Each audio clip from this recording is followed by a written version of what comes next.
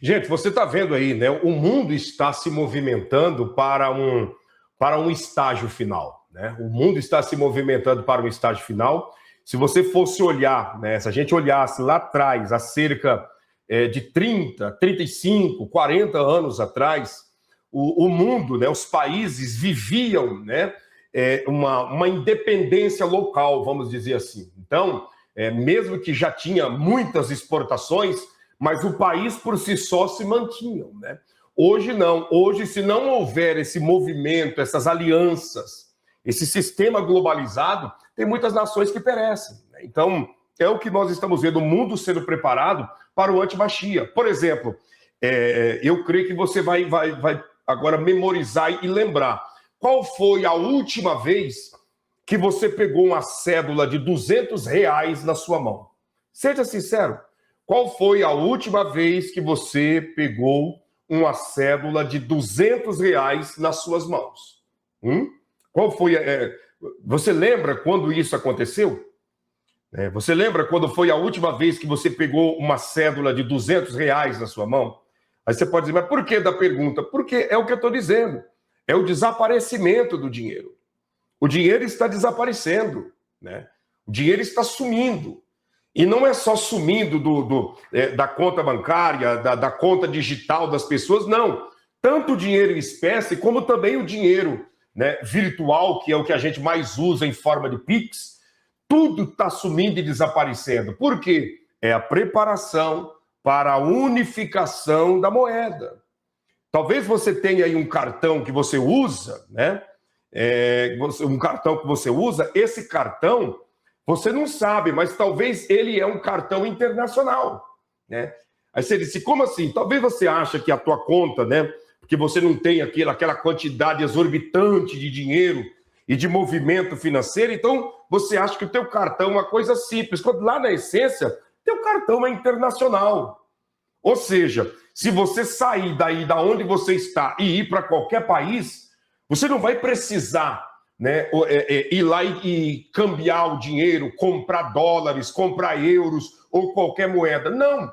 Você apenas faz um contato com a central pelo próprio aplicativo do celular e ali eles vão liberar, né, a data que você quer, o período que você quer de que seu cartão seja internacional. Você vai sair daqui do Brasil usando o teu cartão em real, né, em real. Você vai chegar na Europa usando o teu cartão em euro. Você vai e viaja e desce, aterriza lá na Suíça. O seu cartão vai estar em franco suíço. Você vai dar uma passada na Inglaterra. O teu o teu cartão vai estar funcionando com libra esterlina. Você vai para Israel, lá o teu cartão vai estar em shekel. Mas você não colocou a mão, você não fez nada. Quando você saiu daqui, você apenas desbloqueou o lado internacional e pronto. Você não precisou pegar moeda na mão, você não precisou pegar dinheiro em espécie na mão. Conforme os lugares que você foi aterrissando, ali o seu cartão foi mostrando que o seu dinheiro é único, que é a moeda única já em funcionamento. Que você está com o cartão que te ajuda e te dá essa mobilidade de moeda única. Saiu daqui com o cartão que todo dia você usa em real, passou por vários países sem precisar fazer absolutamente nada, apenas continuou usando o cartão como se estivesse em casa. Isso não é aparentemente não enche os olhos? Não é vantajoso? Não é uma coisa que você olha e diz, nossa, que coisa linda, que facilidade, que mobilidade. Mas é aí que está o sistema do anti-Machia, a moeda única. É aí que está a moeda única. Então, muitos de vocês, como eu estou vendo aqui, ó, meu banco é o Itaú, deve ser certeza que é internacional. Dos bancos privados aqui do Brasil, o Itaú foi o primeiro que desenvolveu esse processo, né, esse trabalho. E não é de hoje que o Itaú tem esse trabalho, deve ter mais ou menos aí uns 3 a 4 anos, porque eu lembro que as últimas 2 ou 3 viagens que eu fiz para Israel, eu usei o cartão Itaú normalmente, sem precisar comprar dólar, comprar shekel ou algo semelhante, né? Visa Internacional, Debit, deve ser o cartão aí da Suíça, né? Muitos de vocês estão escrevendo aqui, ó, o Nubank e o C6 Bank, né? Esses aí já tem direto também. Os bancos digitais todos têm, né? Eu nunca peguei uma nota de R$200. A Matilde, tá vendo? E já faz anos que nós temos a moeda de R$200, né? Eu peguei faz 8 dias hoje, né? Olha aí, tá vendo? A pessoa consegue até memorizar, né, quando foi a vez que pegou essa moeda na mão, né? Tem 4 anos que não pego na cédula de R$200, tá vendo? Né? A Val Silva, pastor, recebi uma e guardei. Está guardada aí como uma relíquia, a moeda de R$200. Então, assim, a nota de R$200. É esse o mundo que nós estamos vivendo. O desaparecimento do dinheiro em espécie, né? E automaticamente a globalização do dinheiro. Agora, para mudar de cartão para um chip, até porque o cartão é chipado, né? Para mudar de cartão para um chip no corpo das pessoas, é questão de tempo. É questão de tempo. O sistema bancário aqui do Brasil, se você é cliente do Bradesco, você sabe muito bem que você saca dinheiro só com a tua mão. Você não precisa nem ter um cartão. Você vai lá, entra lá no sistema, no caixa rápido, vai se identificando e no final coloca a palma da tua mão e o dinheiro vai, né, sair, a transação vai acontecer normalmente. Você não precisa agora de ficar carregando papel com senha, de ficar aí carregando cartão para cima e para baixo. A palma da sua mão, no sistema do Bradesco, já é, né, a ferramenta que você vai usar para fazer as transações. E isso é uma prova evidente de que nós estamos entrando em um período que não tem mais volta, que é o período da aproximação, né, da Agenda 2030, em que eu, você e nós estaremos vendo com os próprios olhos, se Jesus não tiver voltado até lá, muitas coisas que outrora para nós, se fôssemos imaginar, seria uma bizarrice, e na realidade está acontecendo. Então, que nós possamos estar atentos e ligados a todas essas situações para não sermos pegos de surpresas, né? Essa é a realidade.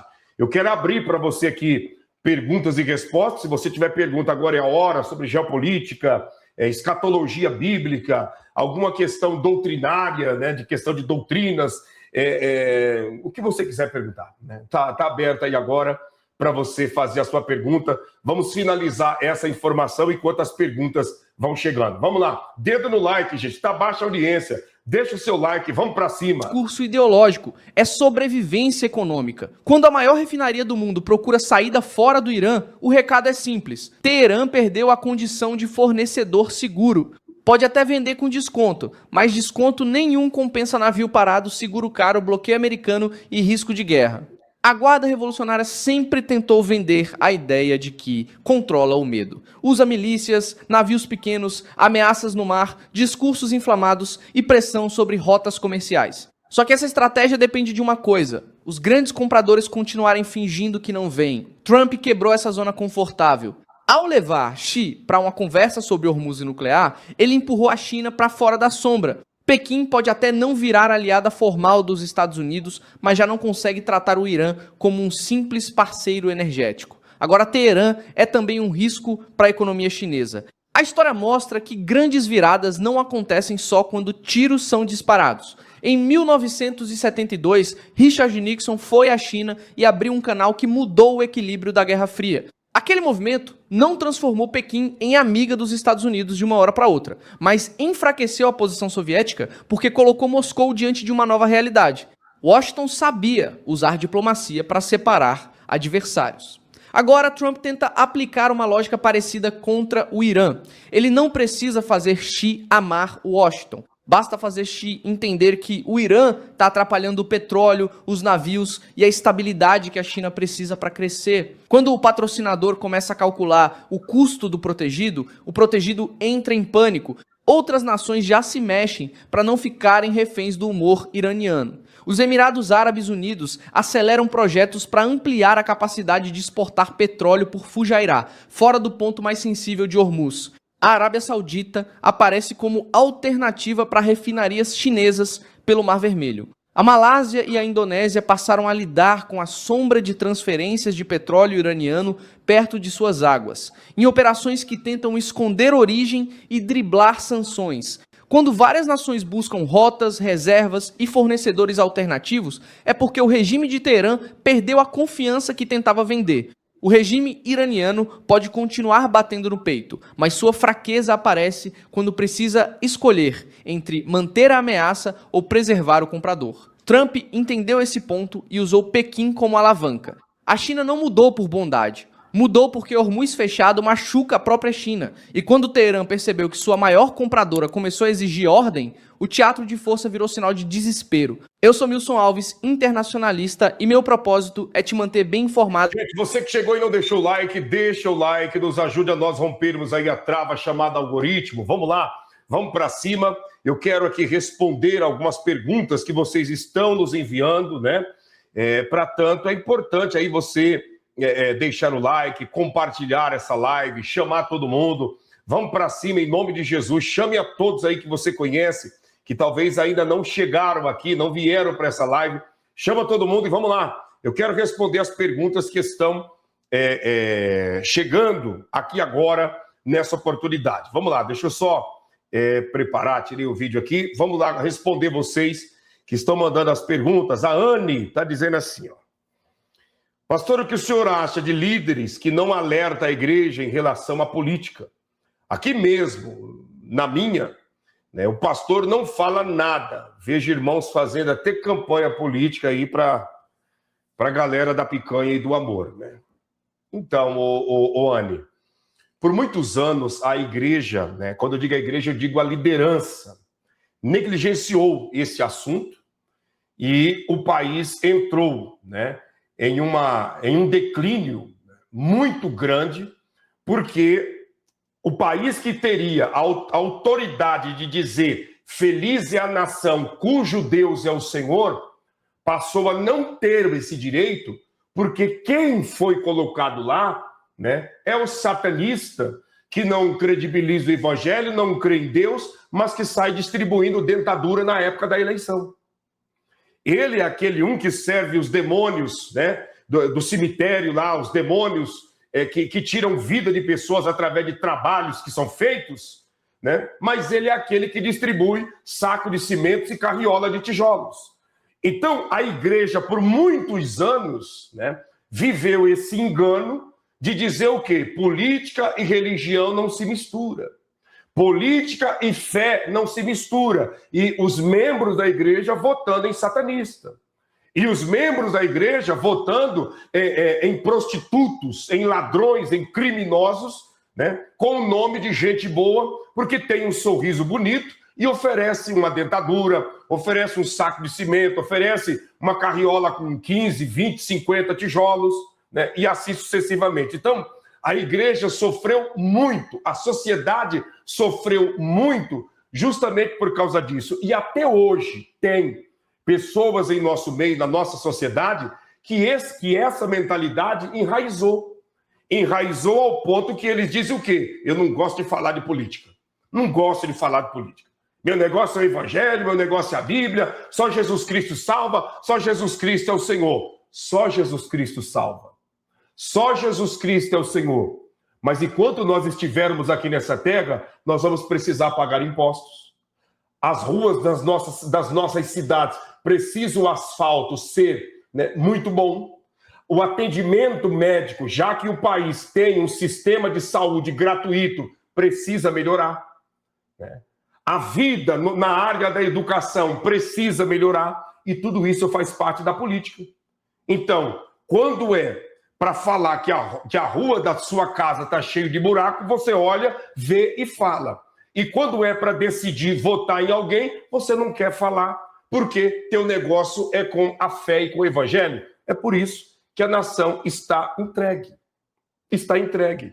Por quê? Justamente porque as pessoas, né, não são instruídas e orientadas. Não são. Se você pegar todas as religiões, instrui e orienta os seus membros a fazer aquilo que tem que ser feito, né? A pessoa, por exemplo, ela é da religião do candomblé, da quimbanda, da umbanda, a pessoa é lá de qualquer religião, lá os seus líderes orientam. E os seus seguidores lá não têm essa mentalidade grotesca de dizer que política e religião não se misturam. Isso tem muito dentro de igrejas evangélicas, que cresceram com essa mentalidade. E aí lá na frente está o pastor, entende? Está o pastor que tem essa mentalidade, muitas das vezes não instrui as pessoas, e aí você vai vendo, né? Entra ano e sai ano, e essa situação tenebrosa só aumentando. É compromisso, é obrigação dos líderes das igrejas, né, dos líderes religiosos, orientarem o seu povo. Né? A Bíblia diz que o povo perece por falta de conhecimento. Se não tem um líder que vai orientar, que vai aconselhar, isso vai dar em quê? Não vai dar em coisa boa. É uma irresponsabilidade do seu pastor, Anne, e de tantos outros que têm mundo afora, não orientar os membros a respeito disso.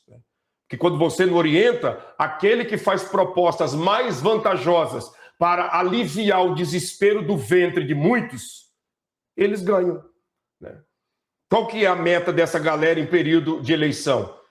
Respostas rápidas, imediatas, que alivia o desespero do ventre, que promete comida, que promete isso e aquilo, ele ganha.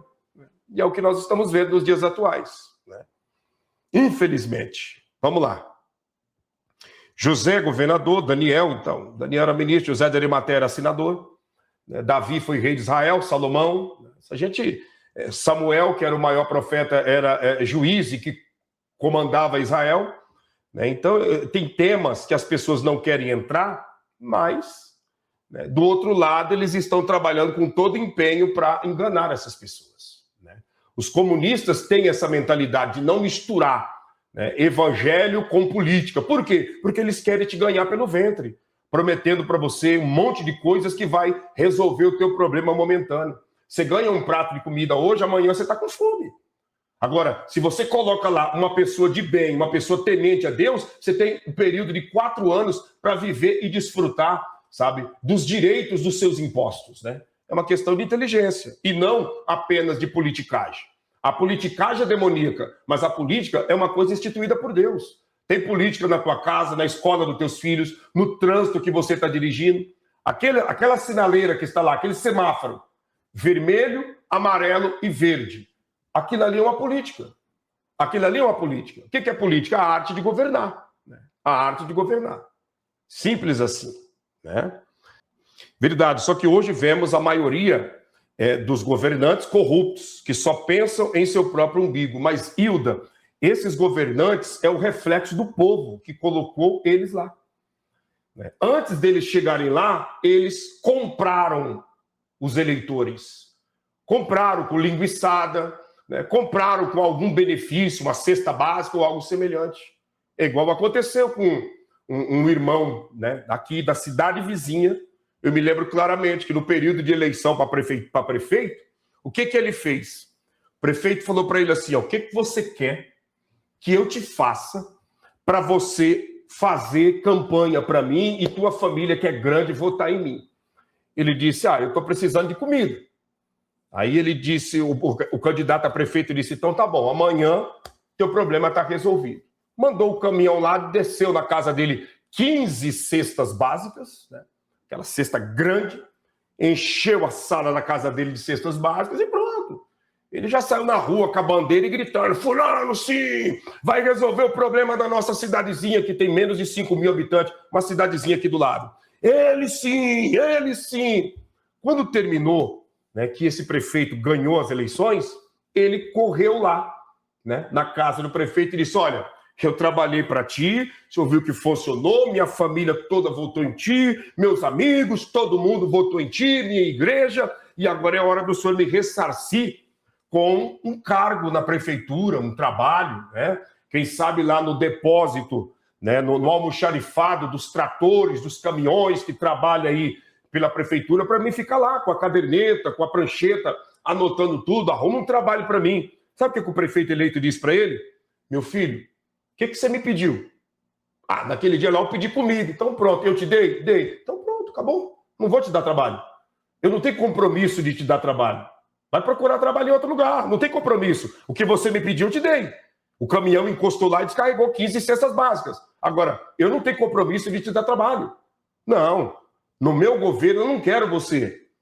Não quero. Eu te dei cesta básica em troca de você trabalhar na eleição e não que eu vou te trazer para o meu governo. Não tem trabalho para você. Pronto. Virou ele agora, até hoje, né? Ele é o que corre a cidade falando mal do prefeito. Corre a cidade, prefeito, não vale nada, tranqueira, prometeu mundos e fundos e não fez nada. Mas todo mundo na cidade sabe que ele ganhou 15 cestas básicas.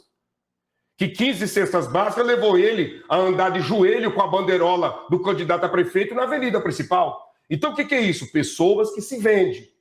O governo é corrupto? É, porque antes dele chegar lá, outros corruptos colocaram ele lá. É isso, né? Por isso que se faz necessário, né, líderes, pastores, homens que têm, né, a influência de orientar as pessoas. Né? Orientar as pessoas. Pelo contrário, né, esse ano vai se repetir aquilo que se repete há décadas. Né? Ele se vendeu e está lá na cidade até hoje, falando mal do prefeito. Falando mal do prefeito. Para cima e para baixo, falando mal do prefeito. Vai na igreja, em vez de entrar na igreja, fica lá pro lado de fora, no pátio, cercando o povo para falar mal do prefeito. Você viu como que as ruas da cidade estão tudo esburacadas? Isso aí não vale nada, entrou para roubar. Eu sabia. Deus já tinha falado comigo em sonho. Jesus mostrou para mim em sonho. Eu que não quis acreditar, mas ele me mostrou em sonho. Se vendeu. Se vendeu. Você acha que agora, deputado que aparecer lá na cidadezinha e prometer para ele alguma coisa, ele não vai se vender? O mau caratismo, né, é uma opção, é uma escolha. Né? É uma escolha. Exato. Quem se vende não tem do que cobrar. Né? Pastor, os judeus, assim como os gentios, se não reconhecer Jesus, vão para o inferno. A base, né, da salvação é Cristo Jesus. Né? A base da salvação é Cristo Jesus. Agora, nós temos que entender que tem muitas culturas e muitos povos que não tiveram acesso à palavra de Jesus. Né? Não só nos dias atuais, mas em tempos anteriores a nós, muitos povos, tribos, né, nações não tiveram acesso a Jesus. Não tiveram acesso ao Evangelho. Você pega, por exemplo, aqui o Brasil, há 700 anos atrás, tinha pessoas aqui. Tinha multidões e multidões de índios aqui, várias linhagens de tribos indígenas aqui no Brasil. Eu não vou nem precisar ir muito longe, 700 anos não, 550 anos atrás, né? Tinha muita gente aqui e muitos morreram sem nunca ter ouvido falar de Jesus, sem nunca ter tido acesso à Bíblia, né? Sem nunca ter tido acesso ao Evangelho. E aí, vão todo mundo para o inferno? Não. Aqueles que não tiveram acesso ao Evangelho de Jesus e partiu para a eternidade, eles não serão julgados por aquilo que eles não tiveram oportunidade de conhecer. Eles serão julgados pelo maior juiz que está dentro de cada um de nós, que é o quê? A consciência. Há 550 anos atrás não tinha pregação do evangelho aqui no Brasil, mas os índios que aqui estavam tinham consciência do que era certo e do que era errado. Né? Na época dos incas, dos maias, aqui na América do Sul, não tinha evangelho, mas todos tinham consciência. Quem sabe o seu avô, seu bisavô, não teve oportunidade de conhecer o evangelho, porque o evangelho chegou aqui no Brasil, o evangelho protestante, chegou com força mesmo aqui no Brasil há 120, 150 anos, né?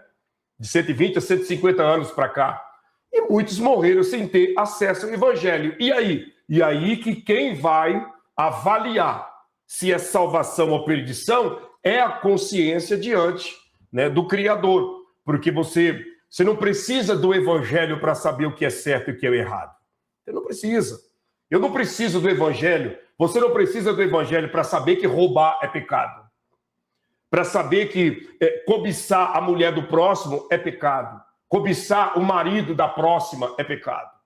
Sabe? Não precisa instruir Não precisa ler a Bíblia para provar para uma pessoa que os vícios é uma destruição e tem ligação com os demônios. Então, muitos serão julgados pela consciência porque não tiveram oportunidade de conhecer o Evangelho. E dentre esses estão judeus e gentios. Glória a Moisés. Pastor, quem são os 144 mil selados e a sua missão? Boa pergunta. Os 144 mil selados são 12 mil judeus de cada tribo. 12 mil judeus de cada tribo, que dá o total de 144 mil, que serão os auxiliares das duas testemunhas no período pós-arrebatamento da igreja, arrebatamento dos salvos. Então, esses 144 mil judeus, convertido ao Mashiach, convertido ao Evangelho, convertido a Cristo, eles irão, se converter após o arrebatamento e estarão ajudando as duas testemunhas, junto com a igreja de Laodiceia, que são aqueles cristãos que ficarão aqui na terra por perder o arrebatamento, passarão a anunciar o evangelho do reino para a testemunha de todas as gentes. Então, 144 mil judeus, 12 mil de cada tribo, e a missão deles é auxiliar as duas testemunhas na pregação do evangelho do reino. Não é o evangelho da graça. Nós conhecemos 3 evangelhos.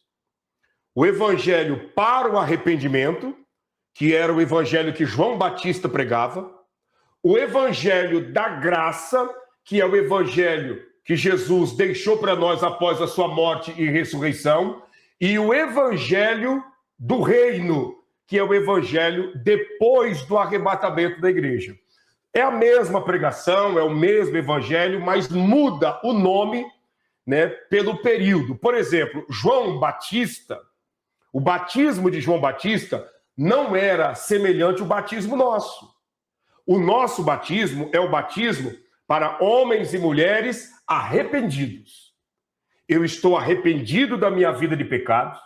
Eu reconheço que o sacrifício de Jesus foi um sacrifício perfeito e eu quero descer as águas batismais como prova de que eu estou arrependido da minha vida de pecados. Então você vai, se batiza, nas águas, porque você está arrependido e o teu nome está escrito no livro da vida.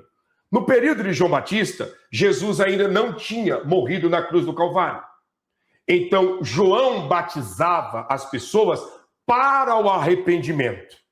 Ou seja, João batizava para que quando o Mashiach aparecesse, essas pessoas já viessem estar preparadas para recebê-lo. Ele ainda não tinha aparecido. Então, João batizava para as pessoas se arrependerem com a manifestação do Mashiach, como ele se manifestou. Nós batizamos os arrependidos, porque Jesus já veio. Você consegue entender? No período do batismo que João fazia, Jesus ainda não tinha se manifestado. Ele não tinha se manifestado. Ele começou a se manifestar nessa terra depois de 40 dias após o seu próprio batismo. Antes dele se batizar, você não vai ver Jesus fazendo milagres. A única aparição evidente de Jesus foi no templo, com 12 anos, discutindo com os sábios, os rabinos e os entendidos. Depois desse período que ele aparece, sendo esquecido pela família, e que perdeu ele ali no templo com 12 anos, ele só vai aparecer novamente com quase 30, que é para cumprir o batismo de João Batista. Ele se batizou. Depois que ele começou o ministério dele, o batismo de João, porque logo quando ele começou o ministério, João já não estava mais aqui também. Então o que acontece? Mudou o estilo, o tipo do batismo. Já não é mais para o arrependimento, mas é o batismo dos arrependidos. Deu para entender? E o evangelho do reino é o evangelho, que será pregado pelas 144 mil judeus convertidos, as duas testemunhas e aqueles que aqui ficarem sem subir no arrebatamento, que almeja né, ser alcançado pelo grande Deus, tá? Vamos lá. Um ímpio, antes de morrer, ele aceita Jesus. Para onde ele irá? Se ele aceitar Jesus de fato e de verdade, ele irá para o paraíso de descanso. A partir do momento que ele aceitou Jesus, de fato e de verdade, ele deixa de ser ímpio. Ele passa a ser um salvo. Ele passa a ser uma alma iluminada pelo Criador de todas as coisas. Se ele aceita, ele que era um ímpio, que estava indo para a perdição eterna pelas suas impiedades, ele passa a ir em direção a subir para o paraíso de descanso pelo seu arrependimento diante de Cristo Jesus. Tá bom? Vamos lá. Pastor Cornei, um irmão da minha igreja, né, ele gosta de cerveja e tem os seus argumentos que é certo. Todo tipo de bebida alcoólica, tá? Todo tipo de bebida alcoólica foge do padrão de um homem que está alinhado com Deus. Todo tipo de bebida alcoólica foge de um homem e de uma mulher que está vivendo alinhado com Deus. Bebida alcoólica não é uma bebida para alguém que está alinhado espiritualmente na presença de Deus. Se a própria medicina condena a bebida alcoólica, imagina o evangelho. Se a própria medicina diz que a bebida alcoólica é a destruição do ser humano, imagine o evangelho. Ah, mas só um pouquinho. A Bíblia diz, um pouquinho de fermento leveda toda a massa. Ninguém começa bebendo um caminhão de cerveja. Ninguém começa bebendo um engradado de garrafas de cachaça.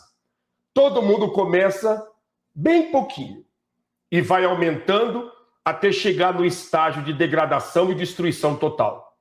Aonde a bebida chega o diabo junto e a paz vai embora. Bebida alcoólica não é para um homem e para uma mulher que está alinhado com Deus. Todos que se dizem de Deus e que bebem bebida alcoólica têm uma vida espiritual derrotada e destruída. Todos que se dizem ser de Deus e consomem bebida alcoólica, pode ser pastor, pode ser o que for, é um fracassado espiritualmente que não tem moral e autoridade de enfrentar o diabo olho no olho. Se deparar com um endemoniado de verdade, ele afina, ela afina, porque não tem moral espiritual. E se você que está aqui, você consome bebida alcoólica dizendo que você é de Deus, se amparando em versículos isolados, você não tem coragem de enfrentar o diabo olho no olho. Você não tem peito para enfrentar. Se vier um endemoniado de verdade, com o olho regalado, olhando dentro do teu olho, você afina, você corre. Você vai inventar um monte de conversa e não vai partir para dentro, porque quem consome bebida alcoólica não tem autoridade no mundo espiritual. E eu estou falando, olhando para você aqui, qualquer um que vem com essa desculpa, vive um evangelho frio, um evangelho anêmico. Demônios para eles é esquizofrenia. Está entendendo? Demônios para eles é crise, ataque de fúria. Não existe isso. Por quê? Porque eles não têm autoridade. Homem e mulher que diz estar no evangelho e consome bebida alcoólica é um fracassado espiritualmente. Não tem autoridade no mundo espiritual. Pode ser cerveja, pode ser o que for. Ah, mas e um vinho? Pode ser o que for. Não tem autoridade. Não tem. Vai inventar um monte de desculpa. Um monte. E não tem. De jeito nenhum. Ah, mas e o vinho que a Bíblia fala? Você tem que entender dentro da cultura judaica. Não embasado em ideias daqueles que estão aqui. Você precisa conhecer a cultura judaica, o que é o vinho na essência lá em Israel, para depois a gente fazer uma base doutrinária aqui no Ocidente. Aqui no Ocidente, o vinho é alcoólico. O suco de uva é não alcoólico. Lá em Israel, tudo é vinho. Só que tem o vinho alcoolizado, que é o vinho fermentado, e tem o vinho que não é fermentado. O vinho que passa pelos odres são fermentados, alcoólicos e automaticamente que deixa a pessoa embriagada. Os vinhos que não passam pelo processo de ser fermentado dentro dos odres é o suco de uva, mas tudo tem nome de vinho. E aí, os beberrões aqui do Brasil, né, os né, os beberrões que gostam de bebida alcoólica usam isso, dizendo que Jesus, ele bebia vinho fermentado. Não faz sentido. Imagina o meu e o teu Salvador passar uma vida aqui na terra enchendo a cara de vinho e lá na cruz do Calvário salvar a humanidade? Para. Você acha que ele teria essa autoridade de salvar a humanidade, de ser morto, imaculado, limpo e puro, mas aqui ele chapou o coco tomando vinho? Conversa. Para pensar. Avalia o que eu estou te falando. Jesus enchendo a cara de vinho, né? Tomando uma cervejinha, né? Vamos lá. Deixa eu ver aqui. Cerveja. Tudo que eu fizer, Jesus não puder fazer junto comigo, é pecado. Aí você avalia. Você em casa, né, sentadão, bem à vontade, naquela tarde de calor, sem camisa, de short, sentado na cadeira da tua área e da tua varanda, matando cerveja, e Jesus do teu lado tomando cerveja contigo. Que legal, né? Taçona, copão de 700 ml de chopp, né? Mandando para dentro, e Jesus contigo, tomando chopp também. Jesus tomando chopp. Noé ficou bêbado, tomou vinho fermentado. E olha o que aconteceu, hein? Olha o que aconteceu. Se ele não enchesse a cara, a maldição que foi sobre Cão e sobre Canaã não existiria. Só houve maldição porque teve o Noé cheio de álcool na cabeça, né? Cheio de álcool. Perdeu a coordenação motora e fez toda a vergonheira acontecer. E aí, no final, amaldiçoou o próprio filho. O vinho pode beber com moderação. Pode beber vinho com moderação. Você pode fumar com moderação. Você pode prostituir com moderação. Você pode roubar com moderação. Tudo pode ser feito moderado, né? Não é isso? Se você prostituir, mas você é bem moderado, não é todo dia, só de vez em quando, moderado. Não é aquela prostituição de você ir lá para o cabaré. Aquela coisinha mais tranquila. Você pega ali a pessoa, vai até um motel, entende? Bem discreto, moderado. Que problema tem? Não é mesmo? Que problema tem? Não é você fumar 3, 4, 5 carteiras de cigarro por dia. Quem sabe 5, 10 cigarrinhos por dia, moderado, de boa. Né? O vinho, não é que enche, não, moderado. Tudo moderado. Tudo sob controle, tudo sem excesso, né? Não é isso? O que tem? Um baseado de maconha. Você não vai fumar um tijolo, mas um cigarro de maconha, não, é tudo moderado, tranquilo. Cocaína, você vai... Não vai cheirar um tijolo. Basta ali umas carreirinhas, bem pouquinho e tal, aquela coisa moderada. É isso. Devagarzinho nós vamos ajustando tudo, colocando tudo bem ajustadinho, e Jesus está com os 2 dedos erguidos dizendo para nós, isso, continua que tá legal. E o diabo coçando a cabeça dizendo, nossa, ele está vivendo uma vida de santidade, ele não vai fazer aquilo que eu quero, está fazendo tudo moderado, não está obedecendo o que eu quero, está fazendo moderado, não é moderado o que eu quero. Você não pode prostituir de uma forma moderada. Vamos lá. Exato, ir para o inferno moderadamente. Não é lá, assim, direto para o lago de fogo, é devagarzinho, entende? Tudo moderado, de boa, tranquilo. Vamos lá. Pastor, a água que Jesus transformou em vinho era vinho sem fermento? Transformou e já disse, na hora da transformação, tira aqui e leva para o mestre-sala. Não passou pelos odres. Não passou pelos odres. Ele poderia muito bem lá dizer, corra lá nos odres. Sobrou um restinho de vinho alcoolizado lá nos odres. Aquele pinguinho, para mim, já é o início do milagre. Pega lá os odres. E chegando todo mundo lá, os odres todos cheios e transbordantes. Mas não. Ele mandou colocar na talha, diante dos olhos de tudo e todos, e disse, agora tira e leva para o mestre experimentar. E já não era mais água. Já não era mais água. Gente, eu tenho algo aqui para mostrar para você que está aqui conosco. Antes de te mostrar, eu vou pedir para você deixar o seu like. Milagres extraordinários, pastor Claudinei. Deus abençoe o Senhor abundantemente, em nome de Jesus. Estamos aqui já na formação deste forno, que está sendo trabalhado aqui né? Os homens já estão. Ó, tá vendo o sistema do forno que eles estão fazendo? Agora você já começa a entender o desenho do forno. Ali onde está aquele balde é a entrada da fornalha. Embaixo vai ser colocada as madeiras, né? Coloca-se as madeiras, né? O braseiro aceso ali embaixo. Aonde está sendo colocado as barras de ferro, serão feito ali a base, né? O soalho do forno, né? E aí eles vêm fazendo o capacete, a coroa do forno, né? Com a porta de entrada, né? Para colocar os pães e algo semelhante. Então, só para você entender, porque enquanto estava sendo feito o desenho, né, da base, não dava, pensar para entender. Alguém perguntou, mas como que vai ser esse forno, será? Agora já dá para você entender. Ali vai a entrada e ali onde estão aqueles ferros serão feito a base, né, o soalho do forno, né, onde vai ser colocado os pães, e aí vem o capacete, a coroa. Vai vendo para você entender. Estão aí mesmo, lutando aqui. Agora eles têm uma ideia aqui.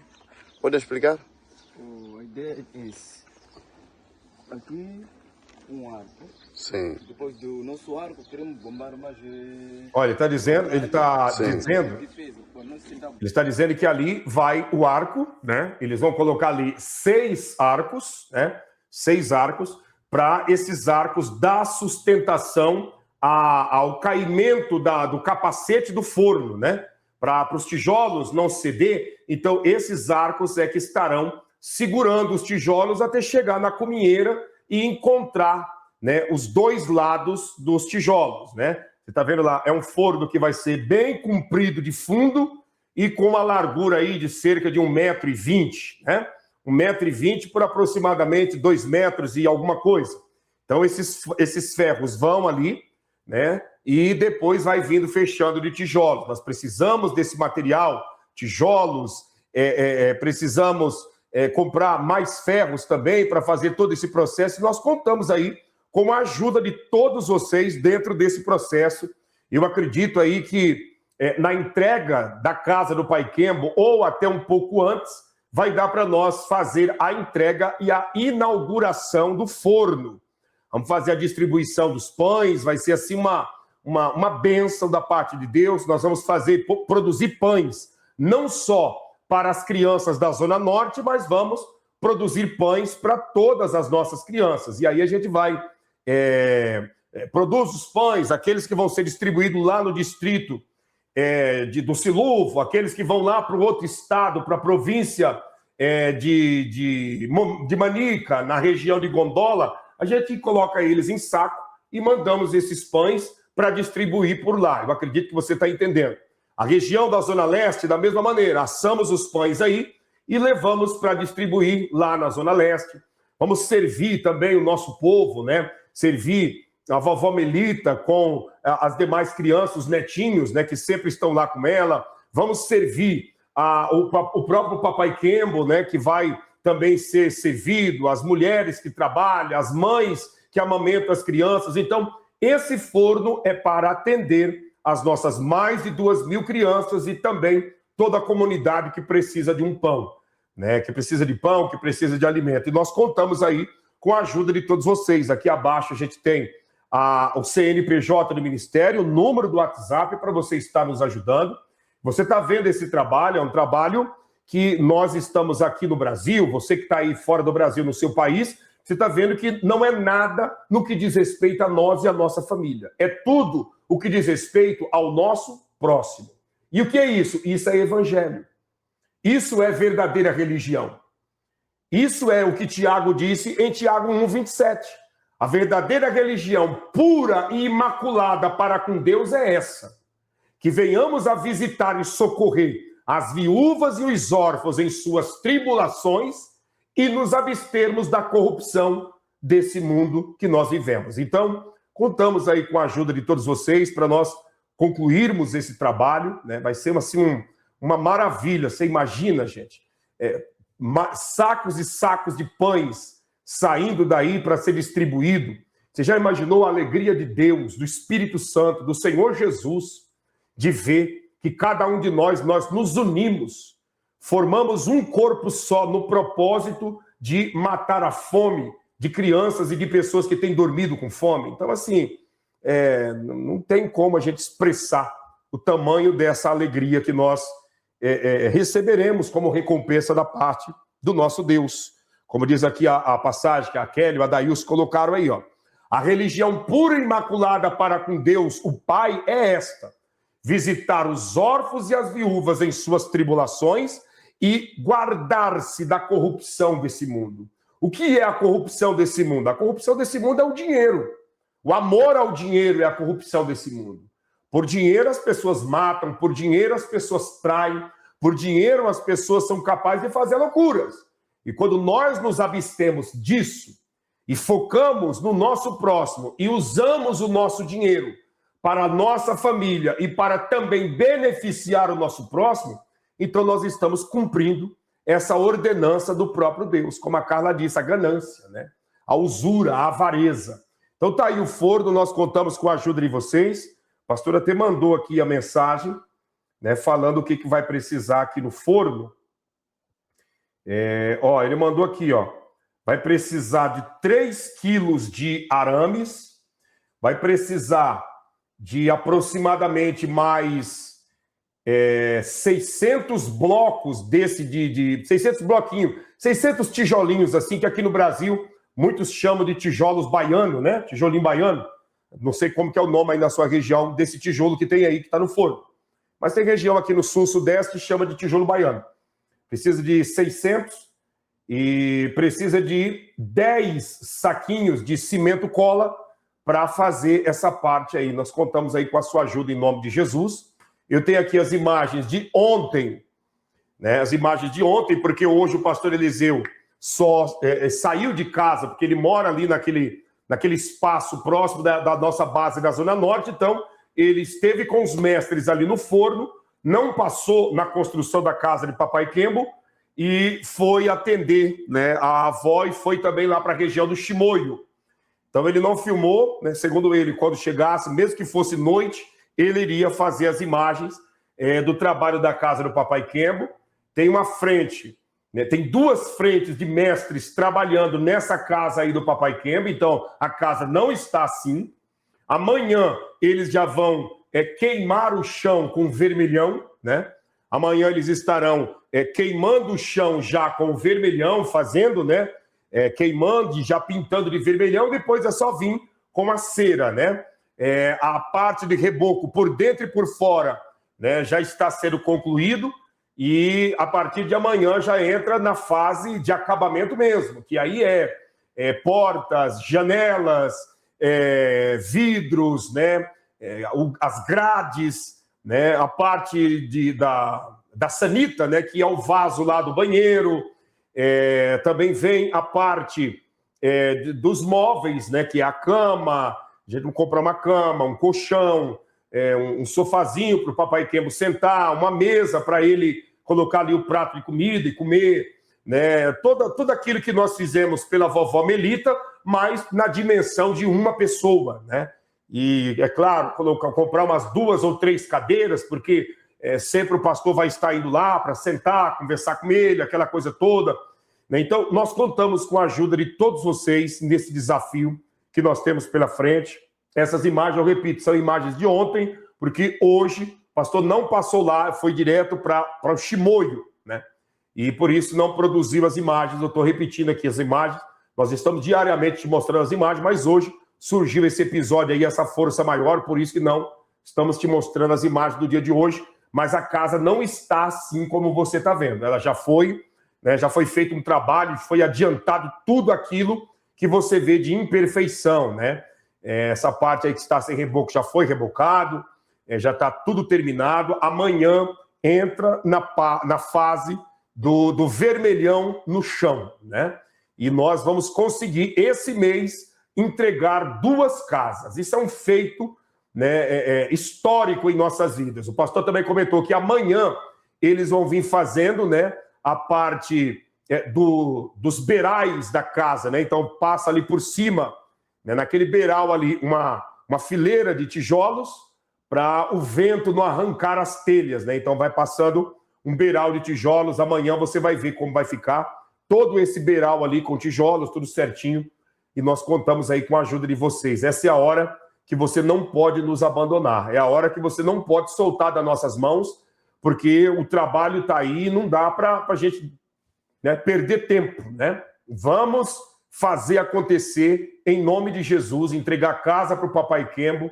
Tenho certeza que todos nós, o dia que nós entregarmos a chave nas mãos dele, nós vamos dormir mais tranquilos, sabendo que ele não está correndo risco daquela serpente maldita voltar para fazer o dano contra a vida dele, né? Então, está aí, né, o trabalho sendo feito, a obra avançando. O trabalho começou dia 8, hoje é o 11º dia dessa construção. Para pensar, 11º dia. Imagina quando completar 2 semanas, né? Como que não vai estar essa casa? Então, assim, é uma bênção de Deus. E nós contamos com todos vocês, tá bom? Combinado, gente? Certo? Vamos para cima? Vamos juntos? Se você não é inscrito aqui no canal, inscreva, ative o sino das notificações, para que todas as vezes que nós entrarmos ao vivo, você possa ser notificado e notificada, avisado e avisada que nós estamos chegando com um novo conteúdo em nome de Jesus, tá bom? Deixa eu pregar uma canção aqui que faz tempo que nós não colocamos essa canção para vocês ouvirem e nós vamos terminar com ela. Só fazendo um pedido. Se inscreva no nosso canal de culinária, o canal Cozinhando na Suíça com Neuza Santos, que é o nosso canal de culinária. Se inscreva, tá? Se inscreva também no canal Cortes MME, que é o nosso canal de cortes. Se inscreva no nosso canal, o canal Mulher Extraordinária, que é o canal da minha esposa. Tivemos uma live ao vivo ontem. Foi, assim, uma maravilha. A participação das mulheres e de homens também na linha do tempo de ontem foi, assim, brilhante. Inclusive, eu vou usar essa live aqui no nosso canal. Vou postar ela no final de semana para repetir ela aqui, porque ficou muito rica. Pessoas mandando mensagem depois para minha esposa, agradecendo e pedindo mais lives juntos. E vamos fazer, sim, mais lives juntos lá e lives juntos aqui também nesse canal, para trazer aí instruções para vocês, live de perguntas e respostas. Vamos fazer juntos, né? Aí você que tem pergunta para mim, você faz. Você que tem pergunta para fazer para ela, você faz também. E vai ser bênção de Deus, nós vamos estar juntos aqui, tá bom? Outro pedido, que você possa se inscrever aqui nesse canal, que é o canal Pastor Claudinei Oliveira. Eu quero te adotar em minhas orações. Quero pedir a Deus que te abençoe, que abençoe sua casa, abençoe sua família, em nome de Jesus. Então se inscreva. Da hora que começamos a live até agora, só 2 pessoas se inscreveram, gente. O que aconteceu, hein? O que aconteceu, meu Deus? Que 2 pessoas somente se inscreveram aqui na live? Que batalha, hein? Que peleja medonha. Vamos lá, gente. Se inscreva aqui no canal, ative o sino das notificações e vamos juntos, em nome de Jesus, fazer acontecer. Fazer aquilo que precisa ser feito. A enquete do jejum já está aqui na nossa página, tá? Já está na nossa página a enquete. 79 pessoas votaram, tá? Deixa eu mostrar para você aqui antes de nós finalizarmos. 79 pessoas votaram na enquete do jejum e dia 21 e dia 22 nós estaremos com vocês ao vivo, 6 horas da manhã para a abertura e depois às 18 horas para a entrega do propósito de jejum.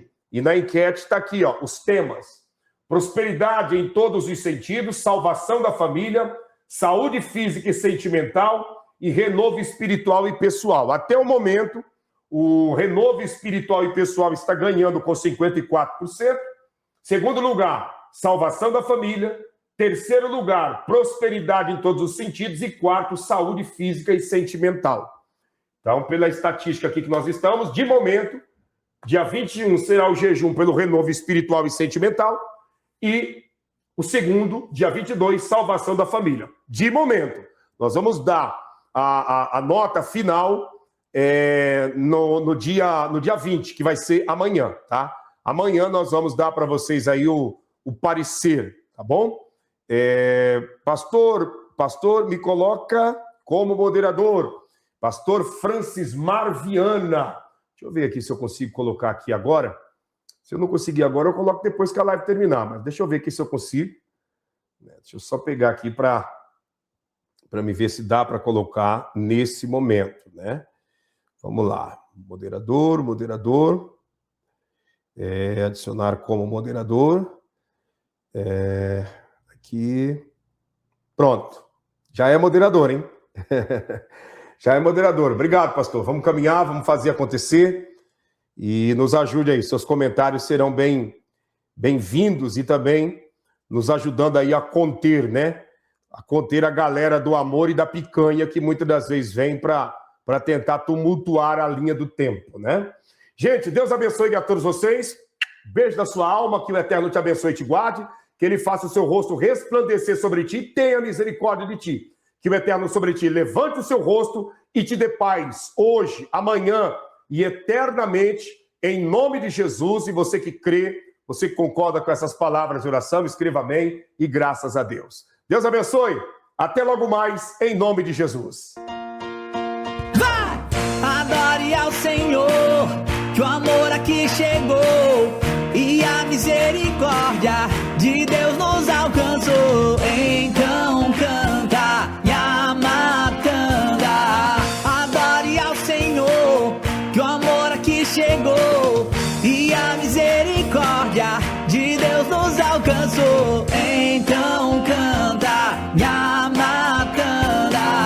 Milagres extraordinários vêm trazer transformação na pregação do Evangelho, cura e libertação.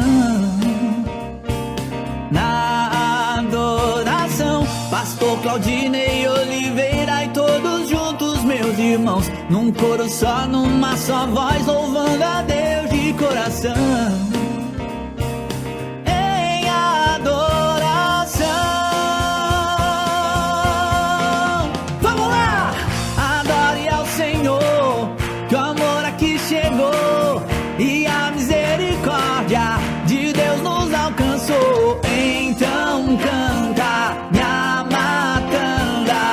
Adore ao Senhor, que o amor aqui chegou e a misericórdia de Deus nos alcançou. Então canta, Yamatanda. Oh, oh,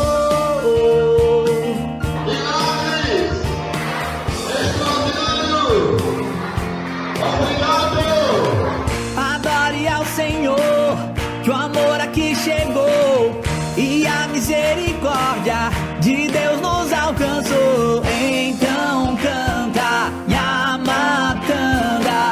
Adore ao Senhor, que o amor aqui chegou e a misericórdia de Deus nos alcançou.